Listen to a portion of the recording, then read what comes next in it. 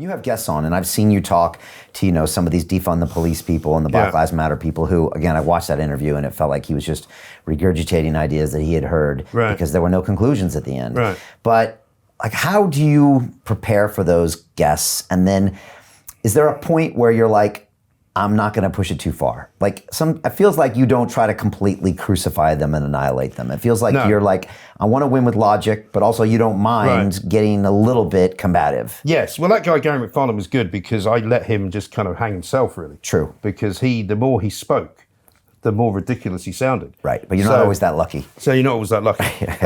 I can sometimes get irritable with people, more generally on the phone than in person, although I did get quite irritable with Femi.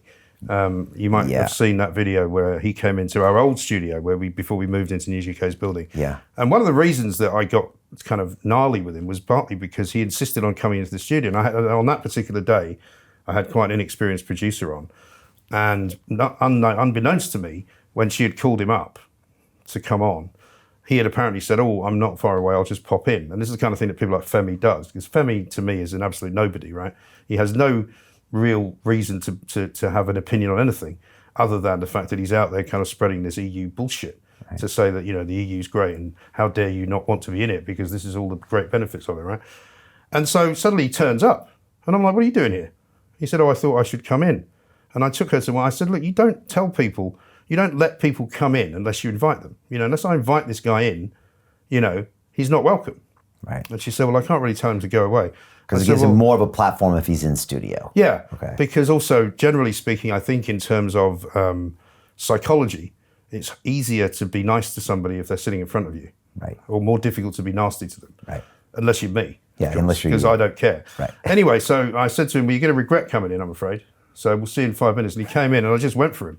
And of course, what he didn't, he started off with the usual trotted out nonsense of, well, the great thing about the European Union is we've had peace in Europe, ever since the Second World War. And you gave him the history lesson. And I gave him the Bosnian history lesson. Right, which he didn't know much about. Which he obviously knew nothing about. Right. And then I said to him, so how many wars did we have between 1945 and 1973 when the EU was formed? And he was kind of like, "Pardon, what?"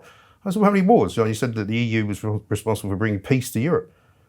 He said, I don't think there were any wars. I said, right. So from 1945, when there was no EU, to 1973, when it was formed, no wars. So what exactly did you need to make peace for?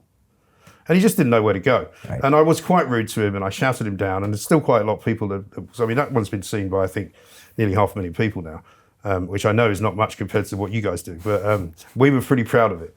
And he said... You also have to be careful because you don't want to be that guy every time. Or well, do no. you? Well, that's the thing. I mean, it's the same when you go about, people kind of want me to rip up The Guardian. But if I did it every day, it would be boring. Yeah. So now I do it sort of sometimes surprisingly, sometimes not.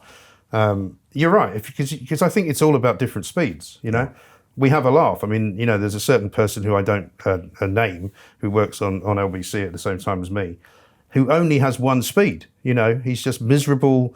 He doesn't make people laugh. He's not funny. He looks like he's having a terrible time. It's like he's being paid very well. He lives in a nice big house in West London. What's the problem? Whereas we make people laugh, and we can have a laugh, but yet we can still do the serious stuff,